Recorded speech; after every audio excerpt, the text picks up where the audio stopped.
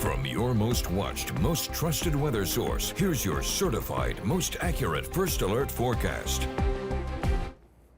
Made it down to Washington today, braved the windy conditions like a lot of us heading out the door earlier today to talk to some second graders, a whole cafeteria full of second graders. They had some really good questions. They've been learning about weather. Seems like everybody learns about weather in the spring semester because that's when the demand for school visits goes up. But we had a lot of fun talking not only about severe weather safety, but science and why weather happens and why we have meteorologists to forecast the weather and all the different things that weather impacts, whether it's recess or farming, irrigation, agriculture, or just driving to or from work and school. So they were all excited to wave at everyone back home and have a lot more school visits on the way over the next few weeks. Temperatures going to be kind of the focus over the next few days as we start to get a little colder through the overnight hours. Still above freezing, but barely. 36 tonight, a little bit closer to freezing as we head into Thursday. So there will be some frost. Don't really have to worry about a frost or freeze over the weekend, but starting Sunday morning,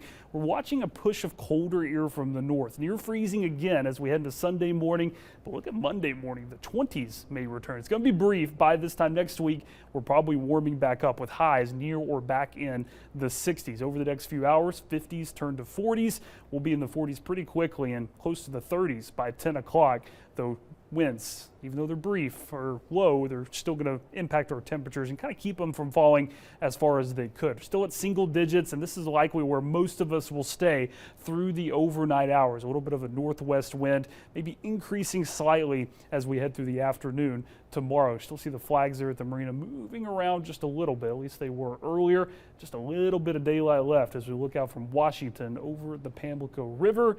Things very quiet across all of the Carolinas. Most of the cloud cover has pushed completely off the coast to the northeast. Had a nor'easter move through. This is the same system that gave us some rain and also some thunder last night. Also brought the windy conditions on the backside of this system today, and Connecticut got hammered with some snow. New York saw snow for the first time, I think, in 2 years, and even had reports of close to or even over a foot of snow across some of the New England states from that system moving through. Clear and cold tonight, small breeze, temperatures generally in the mid to upper 30s, but still could have some 40s along the coast. We'll be back to the 53 by lunchtime. Temperatures may be a few degrees cooler tomorrow than they were today, but should feel pretty similar even with that northwest wind at about 10 to 15 miles per hour. Same thing for the coast. Usually we see a little bit of a difference, maybe some spots a little bit cooler on the coast, but I do think the forecast looks pretty similar. As we head into Friday night, we're going to see a quick system move through. Now, right now, it just looks too warm for any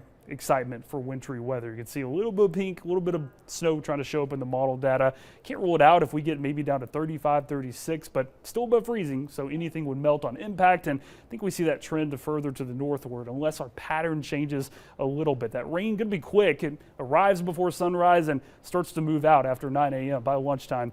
Looking like, at least right now, things will be a little bit drier. For the coast the next few days, mix of 50s and 60s, overnight temperatures around 40.